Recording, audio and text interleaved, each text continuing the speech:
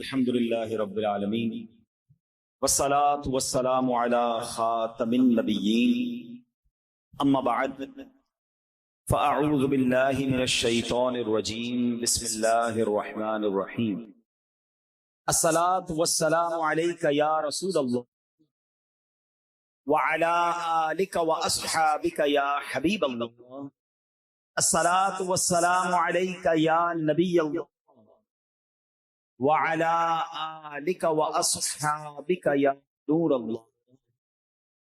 درود پاک پڑھنے کے بے شمار فضائل و برکات ہیں۔ کعبے کے بدر الدجا، طیبہ کے شمس الضحیٰ صلی اللہ تعالی علیہ وسلم کا فرمان عالی شان ہے، قیامت کے دن لوگوں میں سے سب سے زیادہ میرے قریب وہ شخص ہوگا جو مجھ پر سب سے زیادہ درود شریف پڑھتا ہوگا۔ اب یہ بظاہر تو ایک لائن ہے، ایک جملہ ہے حدیث میں، ویری شارٹ حدیث، مگر اس حدیث میں جو انعام چھپا ہوا ہے نا، وہ اگر آپ امیجن کر لیں، وہ سمجھ لیں تو یقین کریں یہ ایک ہی فضیلت درود پاک کے لیے کافی ہے کہ بندہ بس درود پاک کو اپنا وظیفہ بنا لے۔ حضرت قبلہ مفتی احمد یار خان نعیمی مشہور مفسر قرآن ہیں، اس حدیث پاک کی شرح میں فرماتے ہیں قیامت میں سب سے آرام میں وہ ہوگا جو نبی پاک علیہ الصلوۃ والسلام کے ساتھ رہے گا۔ اور حضور علیہ الصلوۃ والسلام کی قربت کا طریقہ کیا ہے، نصیب ہونے کا ذریعہ کیا ہے؟ وہ درود شریف کی کثرت ہے۔ تو اس حدیث شریف سے معلوم یہ ہوا کہ درود شریف بہترین نیکی ہے کہ تمام نیکیوں سے جنت ملتی ہے، اور درود پاک پڑھنے سے بزم جنت کے دولہ مل جاتے ہیں۔ جو جنت کے دولہ ہیں، جن کے لیے یہ کائنات سجائی گئی ہے، اگر وہی مل جائیں، انہی کا قرب مل جائے تو پھر سبحان اللہ، پھر کون سی مشکل ہے۔ وہ شاعر کہتے ہیں نا، محشر ہے اگر محشر، کس بات کا ہم کو ڈر، محشر ہے اگر محشر، کس بات کا ہم کو ڈر، ہم جن کے ثنا خواں ہیں وہ بھی تو وہاں ہوں گے، آقا وہاں ہوں گے نا۔ اور اگر واقعی درود پاک پڑھتے ہوئے، ان کا ذکر کرتے ہوئے دنیا سے جائیں گے اور نبی پاک نے اپنا قرب عطا کر دیا، یقیناً پرابلمز بہت ساری ہیں، محشر میں کتنے مسائل ہیں۔ آپ کو میں کتاب چاہوں گا کہ آپ اس کا کم از کم ایک حصہ ضرور پڑھیں، پوری پڑھ لیں تو کیا بات ہے۔ بہار شریعت، مفتی امجد علی اعظمی صاحب نے کتاب لکھی ہے۔ بہار شریعت کا جو پہلا حصہ ہے نا، وہ ایمانیات پر ہے، میرا اور آپ کا اللہ کے بارے میں کیا عقیدہ ہونا چاہیے، نبی علیہ الصلوۃ والسلام کے بارے میں کیا عقیدہ ہونا چاہیے، صحابہ کے بارے میں، فرشتوں کے بارے میں، قیامت کے بارے میں۔ امیزنگ، بہت ضروری ہے، بیسک کتاب ہے، یہ ہمیں پتہ ہی نہیں ہوتا، ٹھیک ہے۔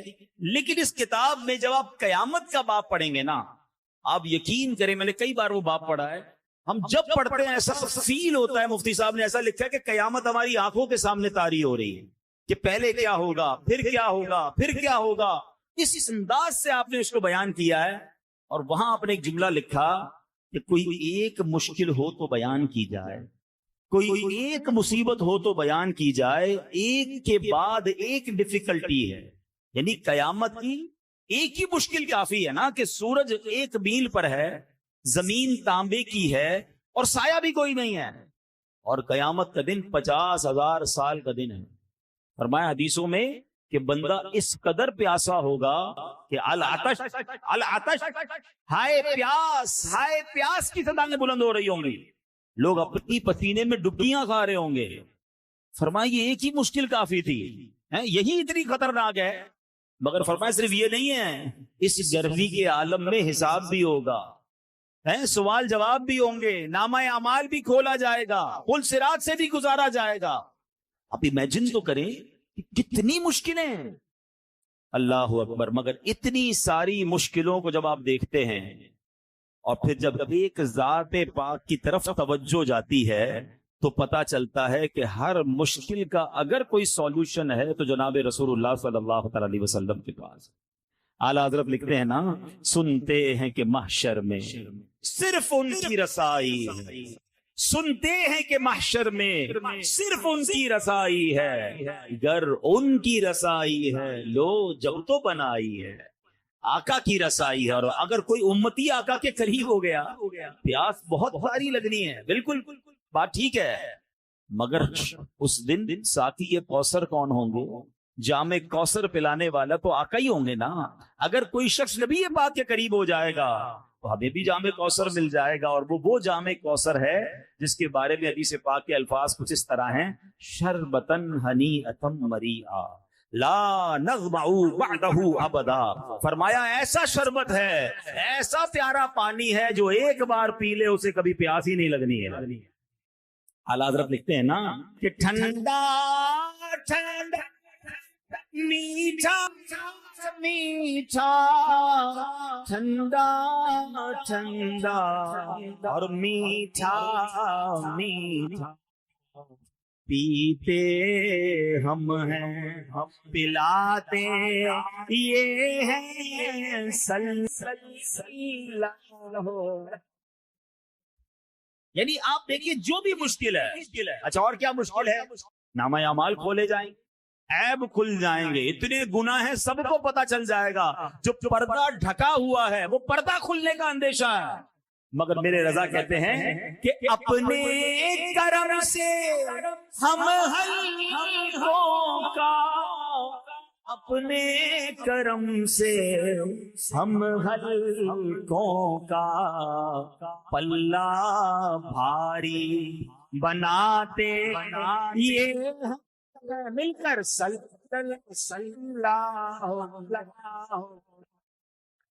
اور رنگے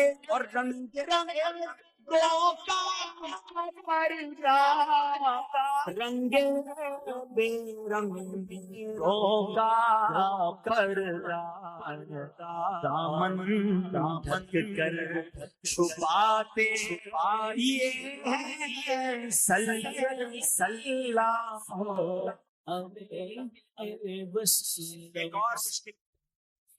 پل صراط سے گزرنا ہے، لوگ کٹ کر جہنم میں گر رہے ہوں گے، گھبراہٹ کا عالم ہوگا، چیخو پکار کا عالم ہوگا. یہ برج، یہ پل تلوار سے زیادہ تیز، بال سے زیادہ باریک.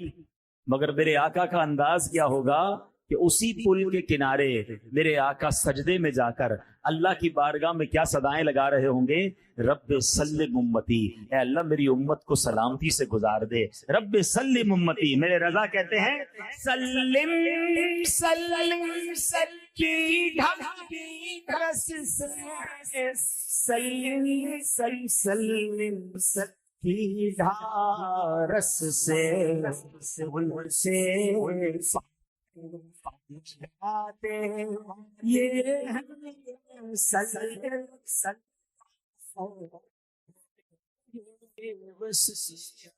صفے کو کیا ملا کہ درود پاک ایک ایسا وظیفہ ہے جو قیامت کے دن کی مشکلوں میں کام آنے والا ہے. اچھا مزے کی بات ایک اور بات بتاؤں، درود پاک صرف قیامت کو کام آنے والا وظیفہ نہیں ہے، یعنی وہ تو انشاءاللہ ملے گا ہی.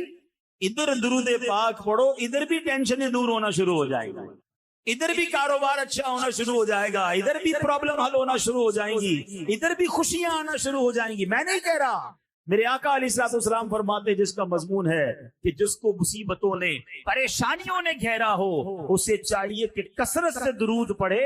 درود پاک پریشانیوں اور مصیبتوں کو لے جا. تو درود پاک کو اپنا ورد بنا لیں. اب آج سے روزانہ کم از کم ہو سکے تو 1200 بار درود پاک پڑھیں، 313 بار تو کم از کم پڑھیں تاکہ کثرت سے درود پاک پڑھنے والوں میں شامل ہو جائیں. آئیے مل کر محبت کے ساتھ بآواز بلند درود پاک پڑھ لیں. صلو علی الحبیب صلی اللہ تعالی علی محمد صلی اللہ علیہ وسلم. آج جس موضوع پر میں نے چند مدنی پھول پیش کرنے ہیں، یہ ہمارے معاشرے میں بہت تیزی سے پرابلم بڑھتی جا رہی ہے، بہت تیزی سے یہ ایشو جو ہے وہ بڑھتا جا رہا ہے، اور اس کی وجہ سے مسلمانوں کے دل ایک دوسرے سے دور ہو رہے ہیں، غلط فہمیاں جنم لے رہی ہیں. یعنی یوں سمجھیے کہ خاندانوں میں، دوستوں میں، رشتہ داروں میں اعتماد کم ہوتا جا رہا. وہ معاملہ کیا ہے میں عرض کرتا ہوں. پہلے میں آپ لوگ واقعہ سنا. حضرت ابو بکر صدیق رضی اللہ تعالیٰ عنہ کا دور تھا، اور حضرت عمر فاروق رضی اللہ تعالیٰ عنہ ایک جگہ سے تشریف لے جا رہے تھے. تو راستے میں انہوں نے دیکھا کہ حضرت عثمان غنی رضی اللہ تعالیٰ کہیں بیٹھے ہیں، اور آپ رضی اللہ تعالیٰ کسی سوچ میں گم تھے. کبھی کبھی ایسا ہوتا ہے نا کہ آپ اور میں ایسی کسی سوچ میں ہوتے ہیں کہ سامنے سے کوئی گزر جائے پھر بھی پتہ نہیں چلتی. بعضوں کا بندہ ہاتھ ہلاتا ہے، بھائی کدھر ہو، میری طرف تو دیکھو. اچھا ہم کسی کو دیکھ رہے تو سمجھ رہے مجھے دیکھ رہا ہے، مگر ہم اسے نہیں دیکھ رہے ہوتے، ذہن کہیں اور ہوتا ہے. بندہ جب کسی گہری سوچ میں ہوتا ہے تو سامنے کیا ہو رہا ہے اس پر توجہ نہیں ہوتی. ٹھیک ہے. حضرت عثمان غنی رضی اللہ عنہ اسی کیفیت میں تھے. حضرت عمر فاروق رضی اللہ عنہ نے وہاں سے گزرے، آپ نے سلام کیا. یہ بھی سیکھنے کو ملا کہ جب کسی کو مسلمان کو دیکھیں، قریب سے گزریں تو سلام کریں. تو آپ نے سلام کیا. حضرت عثمان غنی نے جواب نہیں دیا. حضرت عمر فاروق کو بڑا عجیب سا لگا کہ عثمان غنی رضی اللہ عنہ نے جواب نہیں دیا مجھے. آپ چلے گئے حضرت ابوبکر صدیق رضی اللہ عنہ کے پاس، مسلمانوں کے پہلے خلیفہ کے پاس کہ حضور میں نے حضرت عثمان غنی کو سلام کیا، انہوں نے جواب نہیں دیا، لگتا ہے وہ مجھ سے ناراض ہیں، کوئی مس انڈرسٹینڈنگ ہو گئی ہے، تو مجھے سمجھ نہیں آ رہا انہوں نے جواب. وہ تو بالکل فوراً جواب دیتے ہیں، ہمارا تو بڑا پیار ہے آپس میں. تو حضرت ابوبکر صدیق رضی اللہ تعالیٰ عنہ نے معاملے کو پینڈنگ نہیں کیا کہ ٹھیک ہے بعد میں دیکھ لیں گے، میں بات کر لوں گا. آپ نے کہا چلو ساتھ چلو. حضرت ابوبکر صدیق حضرت عثمان غنی رضی اللہ عنہ کے پاس حضرت عمر فاروق کو لے کر آ گئے.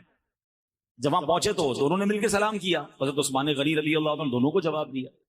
حضرت ابوبکر صدیق نے کہا کہ تھوڑی دیر پہلے عمر فاروق یہاں سے گزرے، آپ کو سلام کہا، آپ نے جواب نہیں دیا. حضرت عثمان غنی رضی اللہ عنہ کیا کہتے ہیں کہ کہتے ہیں حضور میں اپنے بھائی کا سلام کا جواب نہ دوں، ایسا تو ہو ہی نہیں سکتا، میں نے کیسے ایسا ہو سکتا جواب نہیں دیا. حضرت عمر نے کہا کہ میں نے آپ کے سامنے سے میں گزرا، میں نے آپ کو سلام کیا اور آپ نے جواب نہیں دیا. تو کہتے ہیں واللہ مجھے اس کی خبر ہی نہیں کہ آپ میرے سامنے سے کب گزرے، میری تو توجہ ہی کہیں اور تھی. تو سبحان اللہ. حضرت ابوبکر صدیق کہتے ہیں یہ تو بتاؤ کس سوچ میں تھے. اگر واقعی کسی ایسی گہری سوچ میں تھے کہ عمر فاروق کا گزرنا بھی تمہیں نہ سمجھ آیا، ہمیں تو بتائیے آپ کیا سوچ رہے تھے. اللہ اکبر. ہمارے یہاں کوئی کسی سوچ میں گم بھی ہوتا ہے نا تو سوچ ہوتی ہے کہ کاروبار کا کیا ہوگا، تو نوکری کا کیا ہوگا، دنیا کی پرابلم، یا بعض اوقات بدقسمتی سے کوئی کسی غلط کام، گناہوں والے کام کی توجہ میں گم ہو جاتا ہے.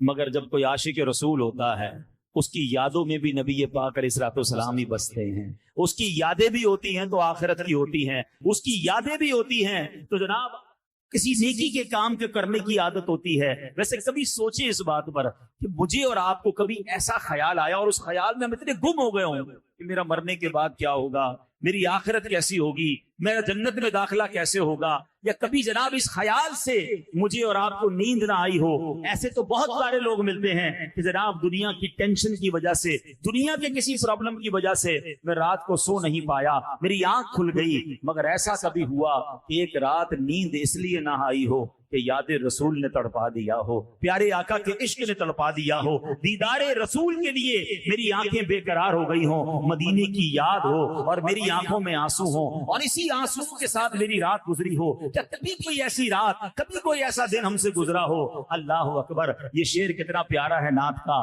کاش میں اور آپ اس کے مصداق بن جائیں کہ دل میں ہو یاد تیری گوشے تنہائی ہو، دل میں ہو یاد تیری گوشے تنہائی ہو، پھر تو خلوت میں عجب انجمن آرائی ہو. اللہ کرے ہماری تخلیے بھی، ہماری خلوتیں بھی کبھی ایسی ہوں، اس طرح کی محفل ہو، کوئی نعت خواہ نعت پڑھے اور عشق رسول والی نعت پڑھ لے، کبھی کبھی ہماری آنکھوں سے بھی آنسو بہ جاتے ہیں، کبھی ہم بھی مدینے کی یاد میں تڑپ جاتے ہیں. یقیناً یہ بڑی اچھی بات ہے. مگر سچ بتاؤں اصل مزہ کیا ہے کہ میں ہوں اکیلا اور میرا کمرہ ہو، مجھے کوئی دیکھ نہ رہا ہو اور میری آنکھوں سے آنسو مدینے کی یاد میں بہ رہے ہوں، میری آنکھوں سے آنسو نبی پاک کی یاد میں بہ رہے ہوں. میں وہ رات تڑپ کر گزاروں کہ یا رسول اللہ میں بھی آپ کا امتی ہوں، مجھے بھی آپ کا دیدار نصیب ہو جائے. کبھی کوئی رات ایسی گزرے کہ اپنے گناہ یاد آئیں اور میں جا نماز بچھاؤں اور سجدے میں جا کر اپنے رب کی بارگاہ میں آنسو بہاؤں. یقین کریں کہ اکیلے میں آنسو بہانا اس کا لطف ہی اور ہے، اس کی چاشنی ہی اور ہے. تو بہرحال میرے پیارے اسلامی بھائیوں، حضرت ابوبکر صدیق پوچھتے ہیں سیدنا عثمان غنی سے، اے عثمان غنی ذرا یہ تو بتائیے آپ کس سوچ میں تھے؟ آپ پتہ ہے حضرت عثمان غنی رضی اللہ عنہ کیا بتاتے ہیں؟ آپ فرماتے ہیں کہ میں ایک ایسی گہری سوچ میں ڈوبا ہوا تھا کہ میں نے نبی پاک علیہ الصلوۃ والسلام سے آپ کی حیات طیبہ میں ایک سوال پوچھنا تھا، میں وہ سوال پوچھ نہیں پایا، کاش میں وہ سوال آپ سے پوچھ لیتے. حضرت ابوبکر صدیق رضی اللہ عنہ نے فرمایا وہ سوال کیا تھا؟ اے عثمان ہمیں تو بتاؤ وہ سوال کیا تھا؟ تو حضرت عثمان غنی کہتے ہیں کہ میں نے سوال یہ پوچھنا تھا کہ قیامت کے دن نجات کا دار و مدار کس بات پر، یعنی کون سی چیز ہوگی کہ جس کی وجہ سے قیامت کے دن نجات مل جائے گی، بندہ بخشا جائے گا؟ حضرت ابوبکر صدیق رضی اللہ تعالیٰ عنہ نے پتہ کیا جواب دیا؟ آپ نے فرمایا اے عثمان، میں نے اپنے آقا سے یہ سوال پوچھ لیا، آپ تو نہیں پوچھ سکے نا، میں نے پوچھ لیا ہے۔ اب روایت کے الفاظ ہیں کہ حضرت عثمان غنی خوشی سے کھڑے ہو گئے، اتنا خوش ہوئے کیونکہ ان کو یہ پتا تھا کہ انہوں نے سوال پوچھا، ان کے پاس جواب بھی ہوگا، جو سوال میں نہیں پوچھ سکا انہوں نے پوچھ لیا ہے اور جواب بھی ہوگا۔ اللہ اکبر کہتے ہیں یا اے ابوبکر میرے ماں باپ آپ پر قربان۔ اچھا دیکھیے کتنی آخرت کی فکر تھی، کتنا علم دین کا شوق تھا، کوئی اور دنیاوی مقصد نہیں ہے کہ ان کے پاس اس سوال کا جواب ہے، خوشی سے جھوم اٹھے، کہتے ہیں ابوبکر میرے ماں باپ آپ پر قربان، آپ ہی ہم سے اس معاملے میں آگے بڑھنے میں حقدار تھے، کیا کمال آپ نے کر دیا ہے۔ اب مہربانی کریں جلدی سے جواب بتائیے کہ ہمارے آقا مدینے والے مصطفیٰ صلی اللہ تعالی علیہ وسلم نے کیا جواب ارشاد فرمایا؟ اچھا یہ وہ لوگ ہیں جو پہلے ہی بخشے ہوئے ہیں، یہ وہ لوگ ہیں جو پہلے ہی جنتی ہیں، جنہوں نے نبی پاک سے جنت کی بشارتیں سن لی ہیں، مگر پھر بھی ان کو پتا کرنا ہے کہ قیامت کے دن کیسے بخشے جائیں گے، نجات کیسے ہوگی۔ اب تک تو سوال سنا ہے کہ ہم میں سے کسی کے دل کی کیفیت ایسی بنی یار جلدی سے مجھے بھی جواب پتا چل جائے، میں بھی اس پر عمل کر لوں اور قیامت کے دن میں بھی بخشا جاؤں۔ سنو اب حضرت ابوبکر صدیق کہتے ہیں میں نے نبی پاک سے پوچھا ما نجات ھذا الامر، یعنی قیامت کے دن نجات کا دار و مدار کس بات پر ہے؟ سرکار دو عالم صلی اللہ تعالی علیہ وسلم نے فرمایا من قبل من الکلمۃ فہی لہ نجات، فرمایا یعنی وہ کلمہ جس کی میں دعوت دیتا ہوں، یعنی کلمہ طیبہ، جس نے دل سے وہ کلمہ قبول کر لیا اس کے لیے نجات ہے۔ سبحان اللہ، حضرت عثمان غنی کو تو جواب مل گیا، ان کے صدقے ہم غلاموں کو بھی جواب مل گیا، ہم گناہگاروں کو بھی جواب مل گیا۔ تو اے میرے پیارے اسلامی بھائیوں، اب اس واقعے سے دو تین باتیں بڑی اہم سیکھنے کو مل رہی ہیں۔ پہلی بات کہ روز قیامت نجات کا دار و مدار ایمان پر ہے، کوئی چاہے کتنے مرضی اچھے کام کر لے، اب ذرا غور سے سنیے گا، عقل مند ہوں گے تو میری بات جلدی پک کر لو گے، کوئی چاہے کتنے ہی بڑے اچھے کام کر لے، پوری دنیا میں یتیم خانے کھول دے، دنیا بھر کے غریبوں میں کروڑوں اربوں روپے تقسیم کر دے، ہر بے گھر کو گھر بنا دے، ہر بھوکی کو کھانا کھلا دے، جتنے چاہے بھلائی کے کام کرتا رہے، اگر اس کے دل میں ایمان نہیں تو اس کی یہ ساری بھلائیاں بیکار ہیں، اللہ کے حضور کچھ بھی قبول نہیں ہوگا، کیونکہ دار و مدار کیا ہے؟ وہ ایمان ہے، ایمان نہیں تو کچھ بھی نہیں۔ ہاں کسی کے پاس ایمان ہے اور اس کی چھوٹی سے چھوٹی نیکی، بڑی سے بڑی نیکی انشاءاللہ قبول بھی ہوگی اور جنت میں جانے کا ذریعہ بھی بن جائے گی۔ اللہ پاک خود قرآن پاک میں ارشاد فرماتا ہے ان اللہ لا یغفر ان یشرک بہ ویغفر ما دون ذلک لمن یشاء، فرمایا بے شک اللہ اس بات کو نہیں بخشتا کہ اس کے ساتھ شرک کیا جائے اور اس سے نیچے جو کچھ ہے جسے چاہتا ہے معاف فرما دو۔ تو اب پتہ چلا کہ نجات کا دار و مدار کیا ہے؟ وہ ایمان پر ہے۔ اچھا کیا ایمان صرف کلمہ پڑھ لینے کا نام ہے؟ کلمہ پڑھ لیا؟ نہیں، بلکہ ایمان تمام اسلامی عقیدے کو، اس تمام اسلامی عقیدوں کو دل سے مان لینے کا نام ہے۔ میں نے کہا نا باہر شریعت کا پہلا حصہ کیوں پڑھنے کا کہا؟ ہمیں اپنے عقیدے تو پتا ہو، ہمارا ایمان کیا ہے یہ تو معلوم ہونا چاہیے نا۔ اللہ قرآن مجید فرقان حمید میں ایک اور جگہ ارشاد فرماتا ہے وَإِنِّي لَغَفَّارٌ لِمَن تَابَ وَآمَنَ وَعَمِلَ صَالِحًا ثُمَّ اهْتَدَىٰ، فرمایا اور بے شک میں اس آدمی کو بہت بخشنے والا ہوں جس نے توبہ کی اور ایمان لایا اور نیک عمل کیا پھر ہدایت پر رہا۔ تو پتہ چلا کہ تین باتوں کا ذکر ہے، ایمان، نیک اعمال اور ہدایت پر رہنا۔ جس میں یہ تینوں باتیں ہوں گی اللہ پاک اسے بخش دیتا ہے، اس کی بخشش فرما دیتا ہے۔ اب ہدایت پر رہنے کا کیا مطلب ہے؟ کیسے ہدایت پر رہیں؟ حضرت سعید بن جبیر رحمت اللہ تعالی علیہ اس کی تفسیر میں فرماتے ہیں استقامہ لفرقۃ السنۃ والجماعہ، یعنی جو ایمان لائے، نیک اعمال کرے، پھر اس کے ساتھ ساتھ اہل سنت والجماعت کے عقائد یعنی عاشقان رسول والے عقیدوں پر ثابت قدم رہے، اس کی بخشش ہو جاتی ہے۔ تو اب انشاءاللہ ہمیں یہ باتیں سمجھنی ہیں کہ ایمان کی اہمیت کیا ہے، عقیدے کی اہمیت کیا ہے۔ اب یہاں پر ایک اور بات بھی یاد رکھیے، ہم اس وقت الحمدللہ اللہ کا شکر ادا کرتے ہیں مسلمان، ٹھیک ہے، لیکن ایمان سنبھال کر، ایمان بچا کر قبر میں جانا، یہ بھی بات یاد رکھیے گا۔ اس وقت چاروں طرف سے ایمان پر حملے ہو رہے ہیں، بدعقیدگی کے حملے ہو رہے ہیں، عجیب عجیب انداز میں ایمان کے ڈاکو جو ہیں، کوئی قرآن کی غلط تفسیر بتا کر آپ کے ایمان پر ڈاکہ ڈال رہا ہے، کوئی جناب حدیث کی غلط شرح کر کے الگ الگ انداز میں جناب لوگ آپ کے ایمان کے در پہ ہیں۔ اچھا، ہمیں بھی ایک عجیب سا خبط سوار ہو گیا ہے کہ سب کو سننا ہے، ہر کسی کو سن رہے ہیں۔ مجھے ایک بات بتائیے، لیاقت آباد والوں بڑے عقل مند کہلاتے ہیں آپ، گھر بنانا ہو تو کس سے بناتے ہیں؟ بلڈنگ بنانے والے بلڈر سے بناتے ہیں یا موچی سے بناتے ہیں؟ جواب دیجئے، بلڈر سے بناتے ہیں۔ اچھا، علاج کروانا ہو تو علاج ڈاکٹر سے کرواتے ہیں یا گوشت کاٹنے والے کسائی سے کرواتے ہیں؟ ڈاکٹر سے کرواتے ہیں۔ کیوں بھائی؟ اچھا جناب، اب آپ نے جناب کپڑے سلوانے ہوں، آپ کہیں یار میرا موچی جیتے بھی بڑے اچھے سیتا ہے، کپڑے بھی اسی سے سلوا لوں، تو درزی سے کپڑے سلواتے ہیں یا موچی سے سلواتے ہیں؟ درزی سے سلواتے ہیں۔ یعنی آپ کو اتنی سمجھ آتی ہے کہ جو جس کام کا ایکسپرٹ ہو اسے وہ کام کرنا ہے، تو پھر دین کس سے سیکھنا چاہیے؟ عالم دین سے، مفتی سے، یا جو بندہ جیسے بھی دین سکھائے اس سے سیکھ لینا چاہیے۔ جو ٹی وی پر آ جائے، جو سوشل میڈیا پر آ جائے، جو بھی کسی بھی انداز سے ہمیں سکھائے، ہم اس سے سیکھنا شروع کر دیں۔ اتنا مظلوم ہو گیا دین کہ دنیا کا ہر کام اس کے ایکسپرٹ سے کروانا ہے، مگر دین سکھانے کے لیے کوئی بھی آ جائے، بندہ کہتا ہے سب کی سننی چاہیے، دیکھے تو صحیح کیا کہہ رہا ہے۔ اچھا، پھر اس کو سنتے ہیں، خود تو مطالعہ کیا نہیں، خود تو علم دین سیکھا نہیں، آپ کنفیوز ہو جاتے ہیں، یار فلاں تو یہ کہہ رہا ہے، فلاں تو یہ کہہ رہا ہے۔ بھائی آپ نے اس کو سنا کیوں؟ جب آپ کے پاس صحیح العقیدہ علماء موجود ہیں، مفتیان کرام موجود ہیں، کبھی کسی ڈاکٹر کو جا کر کہا کہ ڈاکٹر صاحب یہ والی دوائی کیوں دے رہے ہیں بھائی، اس دوائی کے اندر کیا ہے؟ آپ کہتے ہیں یار یہ ایکسپرٹ ہے، جو دوائی دے رہا ہے کھا لو بھائی، علاج ہو جائے گا، اس پر بھروسہ ہے۔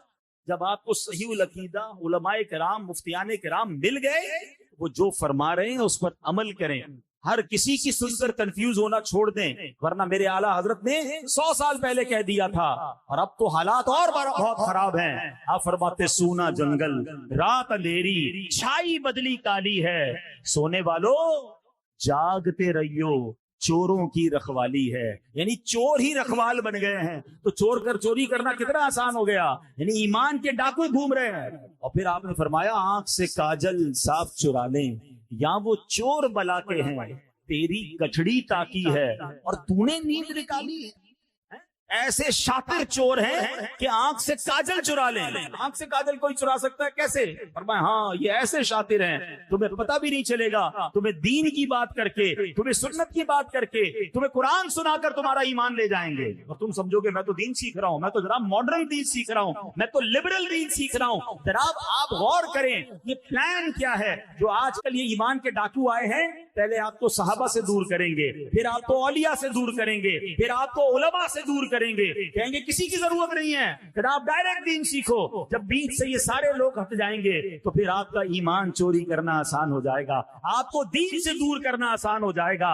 ارے ہم کیسے اولیاء کرام کا فیضان چھوڑ دیں؟ اگر آج پاکستان اور ہندوستان میں ہم مسلمان ہیں تو یہ فیضان ہے اولیاء کرام کا۔ میرے خواجہ آئے تھے اس سرزمین پر جنہوں نے آ کر 90 لاکھ غیر مسلموں کو مسلمان کیا، میرے داتا آئے تھے پاکستان میں جنہوں نے اسلام کے پیغام کو یہاں پہنچایا۔ نبی پاک کے دنیا سے ظاہری طور پر پردہ فرمانے کے بعد صحابہ کرام پوری دنیا میں گئے۔ یہ تسلسل ہے، یہ فیضان ہے مصطفیٰ کریم کا، یہ فیضان ہے صحابہ کا، یہ فیضان ہے اولیاء کا۔ اور آج ہمیں کہا جا رہا ہے جناب یہ اولیاء کرام کی، یہ علماء کرام کی، ان سب کو بیچ سے ہٹا دو۔ تو آپ جناب آپ خود یہ پلان سمجھ لیں یہ کیا ہے۔ صدیوں سے لوگ ان بزرگوں کے ذریعے مسلمان ہو رہے ہیں، ان بزرگوں کے ذریعے دین سیکھ رہے ہیں، اور آج آ کر ہمیں کوئی سمجھاتا ہے اور ہمارا نوجوان کنفیوز ہو کر پھر کہتا ہے جناب وہ تو یہ کہہ رہا ہے، وہ تو یہ کہہ رہا ہے۔ تو یہ بات یاد رکھیے گا کہ ایمان بڑی قیمتی چیز ہے، ایمان نہیں تو کچھ نہیں۔ ایمان سنبھال کر، ایمان سلامت لے کر مجھے اور آپ کو قبر میں جانا ہے تو اچھی صحبتیں رکھیے،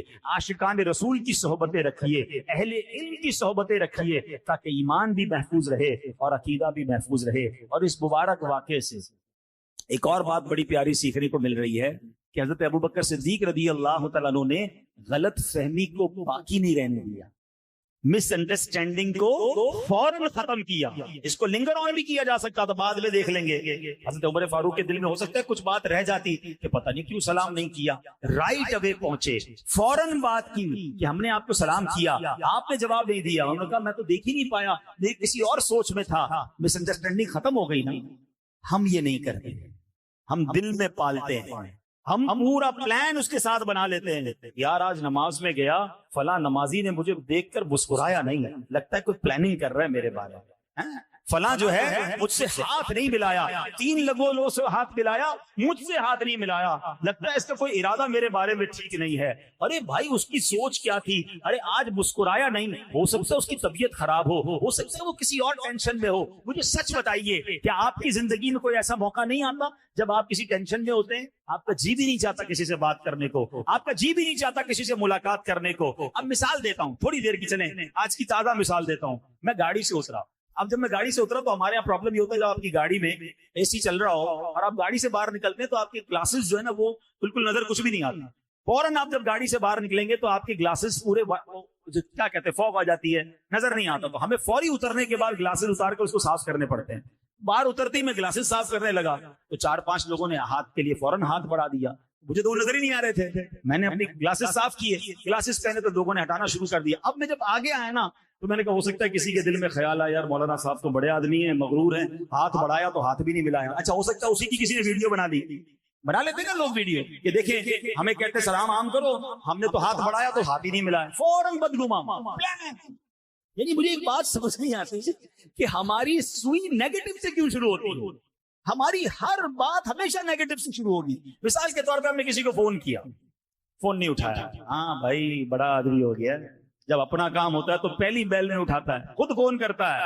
آج میں نے فون کیا تو فون ہی نہیں اٹھا رہا. اچھا یہ تو وہ بدگمان ہو رہا ہے کہ جس کو یہ پتا ہے کہ اس کے پاس میرا نمبر ہے. ہمارے ساتھ تو نہیں کہانی ہے, ہم کسی کا فون نہ اٹھا کہتے ہیں آپ غریبوں کا فون نہیں اٹھاتے. میں نے کہا یار مجھے آج تک کوئی ایسا سافٹ ویئر نہیں ملا کہ آپ کے فون نمبر کے ساتھ بینک بیلنس بھی لکھا ہوا آتا ہو کہ کسی غریب صاحب کی کال آ رہی ہے, امیر کی کال آ رہی ہے. میں تو کسی کا بھی نہیں اٹھا پاتا. تو کیوں بدگمان ہو جاتے ہیں ایک دوسرے کے بارے میں؟ اب غور کریں نا, فون نہیں اٹھایا بڑا آدمی ہو گیا. اچھا کسی کو دعوت میں بلایا, نہیں آئے. ہاں بھائی غریبوں کی دعوت میں کہاں آئیں گے, امیروں کی دعوت میں جاتے ہیں. پہلے اس سے پوچھو تو صحیح بھائی کیوں نہیں آیا, ہو سکتا ہے خود بیمار ہو. فون آپ کا نہیں اٹھایا, ہو سکتا ہے نماز پڑھ رہا ہو. آپ کے نماز پڑھتے نہیں فون اٹھاتے ہیں. اب اس وقت میں بیان کر رہا ہوں, میرے موبائل میرا جیب میں, فون بج رہا ہے, میں نہیں اٹھا رہا. اب کوئی کہہ رہا ہے بھائی بڑا آدمی ہو گیا فون نہیں اٹھا رہا. بیان کرتے ہیں فون کیسے اٹھاؤں گا بھائی؟ کوئی تو حسن زن, کوئی تو ہم کہیں سے کوئی پازیٹیوٹی لائیں. اور اچھا غلط فہمی ہو بھی رہی ہے دل میں تو پوچھیے تو صحیح اس سے. پوچھتے ہی نہیں ہیں, گمان. دیکھیں آپ کے دماغ میں کوئی نیگیٹو بات آئے آپ گناہگار نہیں ہوں گے, مگر اس نیگیٹو بات کو آپ نے دل میں جما لیا اور اس پر پختہ ہو گئے. اب آپ کہہ رہے نہیں بندہ ہی ایسا ہے, اظہار بھی کر دیا. یہ بدگمانی حرام, جہنم میں لے جانے والا کام. آپ کو پتہ ہے یہ بدگمانی ایسا عجیب گناہ ہے, بہت سارے گناہ کرنے کے لیے پارٹنر چاہیے ہوتا ہے. آپ جھوٹ بولتے ہیں, کسی کے سامنے بولتے ہیں نا, اکیلے اکیلے جھوٹ نہیں بولتے. غیبت کیا ہوتا ہے, کوئی نہ کوئی بندہ ہوتا ہے جس سے بندہ باتیں کر کے غیبت کر رہا ہوتا ہے. بدنگاہی, معاذ اللہ کوئی کسی کو دیکھ رہا ہے, بے پردگی ہو رہی ہے. یہ بدگمانی اتنا خطرناک گناہ ہے کہ کوئی بندہ آپ کے پاس نہیں ہے, آپ اکیلے ہی بیٹھے ہیں, اکیلے ہی سوچی جا رہے ہیں, اکیلے ہی دل پختہ کر رہے ہیں, اکیلے ہی اپنے آپ کو مضبوط کر رہے ہیں اور اکیلے ہی گناہگار ہو رہے ہیں. آپ سوچیں یہ کیسا جہنم میں لے جانے والا کام ہے. اور یہ اتنا عام ہو گیا ہے کہ ہر ایک بندہ دوسرے سے بدگمان ہو رہا ہے. ہماری دکان کے سامنے کسی نے دکان کھولی اور اس کے بعد وہ بیچارہ نیک نمازی آدمی ہے, تسبیح بھی پڑھ رہا ہے, درود پڑھ رہا ہے, سامنے بیٹھ کے میرے بارے میں وظیفہ کرتا ہے. یہ روز آتا ہے, وظیفہ کرتا ہے, میری طرف پھوکے مار رہا ہوتا ہے. سارے گھا گزر جا رہے ہیں, میرے گھا ختم ہو گئے. او اللہ کے بندے, وہ ویسے ہی ذکر کر رہا ہے, ذکر کی برکت سے گھا جاتے ہیں. تو بھی کرنا شروع کر دے, میرے پاس بھی آ جائیں گے. بدگمانی چھوڑو. وہ 5 وقت نماز پڑھ رہا ہے, ٹوپی لگا رہا ہے, کہہ رہا ہے یہ نماز بھی اسی لیے پڑھ رہا ہے کہ میرا کاروبار برباد ہو جائے. اب تم بھی پڑھنا شروع کر. Always negative. گھروں میں اتنی زیادہ بری عادت ہو گئی, ساس بہو سے بدگمان, بہو ساس سے بدگمان ہے, ذرا بھائی بہن, ہر تیسرا دوسرا آدمی ایک دوسرے کے بارے میں نیگیٹو سوچ رہا ہے. کیوں ہم کیوں کسی کے بارے میں نیگیٹو سوچتے ہیں؟ یہ بدگمانی حرام, جہنم میں لے جانے والا کام. مل جل کر رہیں, ایک دوسرے کے ساتھ رہیں. غلط فہمی ہو گئی, پوچھیں تو صحیح. ایک بار کیا ہوا, ایک دو دوست تھے نا, اور بہت پیار تھا آپس میں. تو انہوں نے پلان کیا کہ یار اس بار چھٹیاں ہوں گی نا تو میں تمہارے پاس آؤں گا اور دونوں مل کر ہم ذرا مزے سے جائیں گے پاکستان کے ناردرن ایریاز میں، گھومیں گے پھریں گے، چھٹیاں منائیں گے، فل پلان ہے گیا. اور اس نے کہا میں بھی اپنی فیملی کو لے کر یا اپنے دوستوں اپنے گھر والوں کو لے کر آؤں گا، آپ بھی ہوں گے، ہم ساتھ چلیں گے. ٹائم سیٹ ہو گیا. اس نے کہا ٹھیک ہے. اب وہ جو بندہ تھا، مثال دیتا ہوں، ایگزامپل کے ذریعے سمجھاتا ہوں، کراچی میں رہتا تھا، دوسرا بھائی جو اس کا تھا وہ اسلام آباد میں رہتا تھا، اور اسلام آباد سے انہوں نے آگے جانا تھا. چھٹیاں ڈیسائیڈ ہو گئی، سب طے ہو گیا. یہ بندہ کراچی سے گیا اسلام آباد اس کے گھر پہ. جب وہ گھر میں گیا تو وہ سوچا کہ آج تو مجھے وہ محبت سے وہ ملے گا، پیار سے ملے گا، اور تھوڑی دیر میں سامان وامان پیکنگ ہوگی اور ہم روانہ ہو جائیں گے. وہ جیسے ہی گھر میں گیا تو اس نے سلام دعا کی، اور سناؤ کیسے آنا ہوا؟ بولا کیسے کیا آنا ہوا، چلنا نہیں ہے؟ بولا نہیں میں نہیں جا سکتا. بھائی کیوں؟ بس میں نے کہا نا میں نہیں جا سکتا، آپ جائیے. تو کہا نا مجھے کھانے کا پوچھا، نہ پانی کا پوچھا، نہ اس نے جناب مجھ سے کوئی مسکرا کر بات کی، اور میں تو اس کے پاس آیا تھا. میں تو سمجھا پہلے تو مجھے ایک دن قیام کے لیے کہے گا کہ اتنا دور سے آئے، قیام کا بھی مجھے آفر نہیں کی. میں تھوڑی دیر انتظار کرتا رہا کہ کم از کم یہ کہے گا بھائی آج رات یہاں سو جاؤ پھر روانہ ہو جانا. کچھ بھی آفر نہیں کی. کہتا میں نے سامان اٹھایا اور میں چلا گیا چھٹیوں پہ، اور نیت کر لی کہ زندگی بھر اس کا منہ نہیں دیکھوں. 10-12 سال تک دونوں نے ایک دوسرے سے بات نہیں کی. 12 سال کے بعد وہ جو دوسرا والا دوست تھا اسلام آباد میں جو رہتا تھا، وہ کسی مقام سے کراچی آیا. مثال دے رہا ہوں، شہروں کے نام الگ ہو سکتے ہیں، یہ واقعہ میں نے پڑھا. تو وہ جب اس کے پاس آیا نا تو اس نے اس کے دفتر میں آیا تو اس نے اس کو سلام بھی نہیں دی، اس کو ہاتھ بھی نہیں بڑھایا. کہا میری پہلے بات سن لو، پھر تمہیں جو میرے ساتھ کرنا ہو کر لینا. تب بولو کیا کرنا ہے؟ اتنی زیادتی کی، اب کیا بات کرنے آیا ہو؟ کہ تمہیں پتا ہے کہ جب ہمارا گھومنے پھرنے کا پروگرام بنا تھا کچھ مہینوں پہلے، بڑے ارمانوں کے بعد، بڑے سالوں کے بعد میرے یہاں بیٹے کی ولادت ہوئی. ہاں مجھے پتا ہے تمہارے یہاں بیٹا ہوا تھا، بہت سالوں سے اولاد نہیں ہو رہی تھی. کہ جس دن تم نے میرے گھر آنا تھا اس سے چند گھنٹے پہلے میرے اس بچے کا انتقال ہو. میرے گھر میں کوہرام مچا ہوا تھا، میرے گھر والے اندر کمرے میں چیخو پکار کر رہے تھے، رو رہے تھے، آہو فغاں تھی.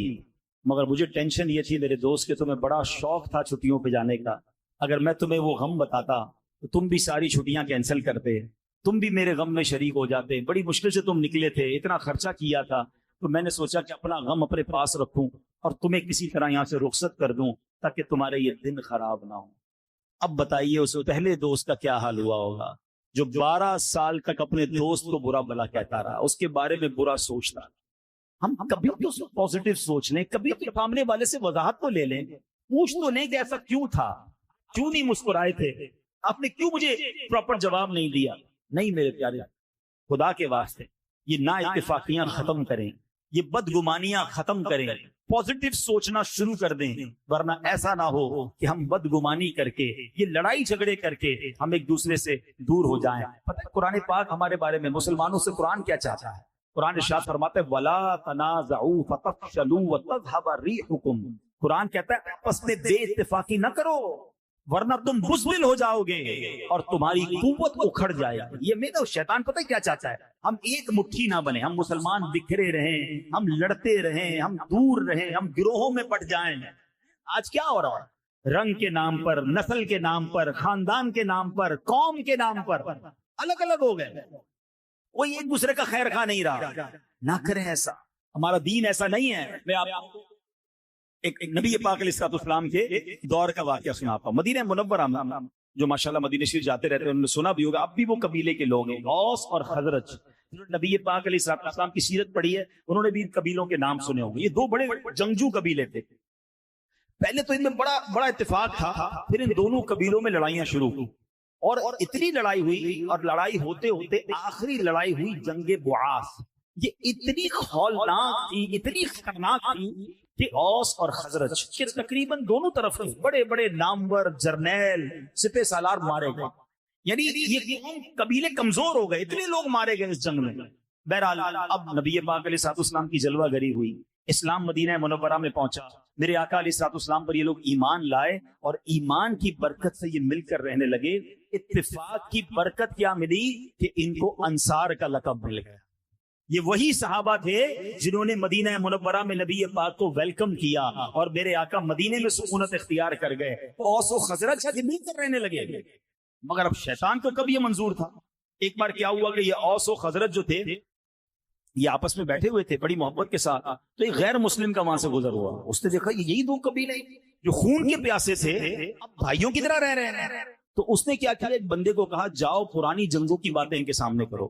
ان دونوں قبیلوں نے ایک دوسرے کے خلاف نظمیں لکھی ہوئی تھی، جنگ میں اشعار بھی لکھے جاتے ہیں، کہا ان کو جا کے یہ سناؤ، تو وہ گیا اور اس نے جا کر دونوں قبیلوں کے سامنے پرانے اشعار، لڑائی والے اشعار پڑھنا شروع کیا۔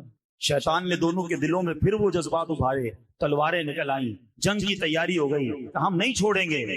جیسے ہی نبی پاک علیہ الصلوۃ والسلام کو خبر ملی، میرے آقا علیہ الصلوۃ والسلام فوراً پہنچے اور آقا فرماتے ہیں میں تمہارے درمیان موجود ہوں اور تم جاہلیت کی جنگ لڑنے جا رہے ہو۔ آپ علیہ الصلوۃ والسلام کی نصیحت سن کر دونوں قبیلے سمجھ گئے کہ یہ شیطانی چال تھی، غیر مسلموں کی سازش تھی۔ دونوں قبیلوں نے پھر ایک دوسرے کو گلے لگایا اور محبت کے ساتھ واپس اپنے گھروں کو آ گئے۔ اس کے پر ایک آیت کریمہ نازل ہوئی اور سبحان اللہ، سنو وہ آیت کیا ہے۔ اللہ قرآن میں فرماتا ہے وَاعْتَصِمُوا بِحَبْلِ اللَّهِ جَمِيعًا وَلَا تَفَرَّقُوا، قرآن کہتا ہے اور تم سب مل کر اللہ کی رسی کو مضبوطی کے ساتھ تھام لو اور آپس میں تفرقہ مت ڈالو۔ سبحان اللہ۔ اب اس آیت کے تحت اللہ پاک نے آپس میں محبت رکھنے کا حکم دیا، آپس میں پھوٹ ڈالنے سے منع کیا، کیونکہ آپس کے اختلاف میں ہلاکت و بربادی ہے۔ علامہ قرطبی رحمۃ اللہ تعالی علیہ فرماتے ہیں مطلب یہ ہے کہ اے لوگوں، اپنی خواہشات اور مختلف آراز کے پیچھے چلتے ہوئے اختلافات میں مت پڑو، بلکہ دین میں بھائی بھائی ہو جاؤ۔ سبحان اللہ۔ اب ہے میرے پیارے اسلامی بھائیوں، ایک اور خوبصورت بات بتاؤں کہ یہ اس آیت کے تحت اللہ کی رسی کو فرمایا گیا نا، یہ رسی کیا ہے؟ ایک قول یہ ہے کہ اس رسی سے مراد نبی پاک علیہ الصلوۃ والسلام کی ذات، یعنی آقا کا دامن تھام لو۔ نبی پاک نے تو دوستی کرائی تھی نا۔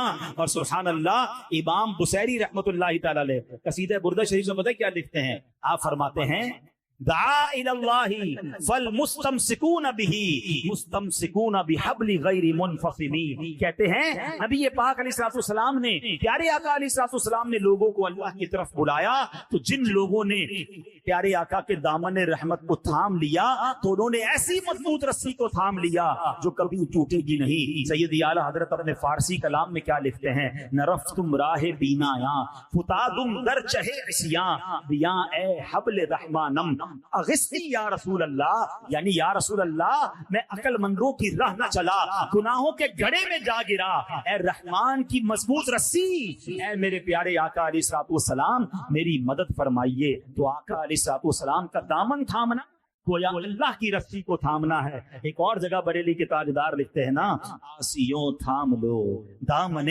مصطفیٰ، آسیوں تھام لو دامن مصطفیٰ اور پڑھو رب کی رحمت پہ لاکھوں سلام۔ تو اے میرے پیارے اسلامی بھائیوں، ہمیں آپس کے تفرقے سے بچنا ہے، ہمیں آپس کی نفرتوں سے بچنا ہے۔ عاشقان رسول مسلمانوں کو ایک ہو کر رہنا ہے۔ یہ چھوٹی چھوٹی باتوں پر دل کھٹا نہ کیا کرو، رشتہ داریاں نہ توڑ دیا کرو، دوستیاں ختم نہ کیا کرو، مسلمانوں کے لیے کینہ اور بغض نہ رکھا کریں، دل بڑا رکھیں۔ ایک بات سمجھ لیجئے، ہم سارے انسان ہیں اور انسان یہ خطا کا پتلا ہے، انسان سے مسٹیک بھی ہو جاتی ہے۔ اگر میرے بھائی سے کوئی غلطی ہو بھی گئی ہے تو کوئی بات نہیں، میں اسے معاف کر دوں۔ ہمارا ایک اور پرابلم کیا ہے کہ ہم آپس کے جو تعلقات ہیں نا وہ ہم ادلے بدلے میں رکھتے ہیں۔ اس نے مجھے بلایا تو میں ایسے بلاؤں گا، اس نے مجھ سے مسکرا کر ملا تو میں ملوں گا، اس نے تحفہ دیا تو میں تحفہ دوں، ادلا بدلا ہو رہا ہے۔ نہیں، کوئی مجھے مسکرا کر ملے نہ ملے، کوئی میری طبیعت پوچھے نہ پوچھے، کوئی میرے ساتھ بھلائی کرے نہ کرے، یہ اس کا مسئلہ ہے۔ میں اللہ کی رضا کے لیے کسی کے ساتھ محبت کروں، میں اللہ کی رضا کے لیے مسلمان کی مدد کروں۔ اے میرے پیارے اسلامی بھائیوں، حدیث پاک میں آتا ہے مسلمان دوسرے مسلمان کے لیے عمارت کی مانند ہے جو کہ ایک دوسرے کو مضبوط کرتا ہے۔ یہ فرماتے ہوئے سرکار دو عالم علیہ الصلوۃ والسلام نے ایک ہاتھ کی انگلیاں دوسری ہاتھ کی انگلیوں میں ڈال دی کہ عمارت ایک دوسرے کو مضبوط کرتی ہے، ہم ایک دوسرے کے خیر خواہ بنے، ہاتھ پکڑنے والے بنے، دشمن نہ بنے۔ اے میرے پیارے اسلامی بھائیوں، اب آتے ہیں آخری بات۔ ویسے تو اس بیان پر بہت ساری چیزیں موجود ہیں، مگر میں ایک اور بات کر لوں کہ آپس میں پیار کیسے بڑھے، محبت کیسے بڑھے۔ آج بیان کے بعد ہم کیا ایسا کام شروع کر دیں کہ چلیں دلوں سے نفرت دور ہوں۔ تو آئیے، محبت بڑھانے والے آقا، ساری دنیا کے مسلمانوں کو جوڑنے والے آقا صلی اللہ علیہ وسلم نے فرمایا لا تدخلوا الجنة حتى تؤمنوا، تم اس وقت تک جنت میں داخل نہیں ہو سکتے جب تک ایمان نہ لے آؤ۔ پھر فرمایا ولا تؤمنوا حتى تحبوا، اور تم اس وقت تک کامل مومن نہیں ہو سکتے جب تک آپس میں محبت نہ کرو۔ اور سبحان اللہ، آقا فرماتے کیا میں تمہیں وہ بات نہ بتاؤں جو آپس میں محبت کو بڑھا دی ہے؟ فرمایا افشوا السلام بینکم، آپس میں سلام کو عام کر دو. تو سلام کو عام کریں، ہیں ایک دوسرے کو دیکھیں، ملے، سلام کریں. جس کو جانتے ہیں نہیں جانتے سلام کرتے ہوئے آگے بڑھیں، تو انشاءاللہ یہ محبتیں بڑھائے گی. اسی طرح مصافحہ، ہاتھ ملانا، یہ بھی محبت اور اخوت کو بڑھانے کا طریقہ ہے. سرکار دو عالم علیہ الصلوۃ والسلام فرماتے ہیں ایک دوسرے کے ساتھ مصافحہ کرو، اس سے سینہ یعنی دل میں چھپا ہوا جذبہ عداوت جو ہے وہ جاتا رہتا ہے. تو اے میرے پیارے اسلامی بھائیوں، ہمیں مسلمانوں کے لیے ہمدردی ہونی چاہیے. ایک اور جگہ سرکار دو عالم علیہ السلام فرماتے ہیں جو کسی غم زدہ شخص سے غم خاری کرے گا اللہ پاک اسے تقویٰ کا لباس پہنائے گا اور روحوں کے درمیان اس کی روح پر رحمت فرمائے گا. اور جو کسی مصیبت زدہ سے غم خاری کرے گا اللہ پاک اسے جنت کے جوڑوں میں سے 2 ایسے جوڑے عطا کرے گا جن کی قیمت پوری دنیا بھی نہیں ہو سکتی ہے. جنتی جوڑے چاہیے تو غم خاری کریں، دلوں میں سکون داخل کریں، ٹینشن نہ دیں، ہاں راحت دیں. کچھ لوگ ہوتے ہیں جو لوگوں کے لیے ٹینشن بنتے ہیں، روب جماتے ہیں، دھمکاتے ہیں، ڈراتے ہیں. ایسا مت کرنا. مسلمانوں کو راحت پہنچاؤ، تم مسلمانوں کو خوش کرو گے اللہ تمہیں خوش کر لے گا، اللہ تمہاری مشکل آسان کر دے گا. آپ لوگوں کے لیے آسانیاں پیدا کرنے والے بن جائیں. تو آج ہے میرے پیارے اسلامی بھائیوں، اگر کسی وجہ سے کسی رشتہ دار، کسی دوست، کسی پڑوسی سے کسی وجہ سے بھی اگر کوئی شرعی وجہ نہیں ہے اور آپس میں دوری ہو گئی ہے، غلط فہمی ہو گئی ہے، اللہ کی رضا کے لیے معاف کر دیں، دل بڑا کر لیں، محبت کے ساتھ رہیں. چھوٹی سی زندگی ہے، کب تک لڑتے رہو گے؟ ان چیزوں کو ختم کر کے پیار اور محبت کے ساتھ زندگی گزاریں. اللہ ہمیں باہم اتفاق اور اتحاد نصیب فرمائے، ہمیں نفرتوں سے دور رکھے، ہمیں خوش اسلوبی کے ساتھ، حسن ظن کے ساتھ زندگی گزارنے کی توفیق عطا فرمائے، اور ہم سب کو اپنے ایمان کی اور عقیدے کی حفاظت کرنے کی توفیق عطا فرمائے. الحمدللہ ایسی پیاری باتیں دعوت اسلامی کے پیارے ماحول میں سکھائی جاتی ہیں. اس ماحول سے وابستہ رہیں، دعوت اسلامی کے اجتماعات میں آتے رہیں. اللہ پاک ہمیں عمل کرنے کی توفیق عطا فرمائے. صلو علی الحبیب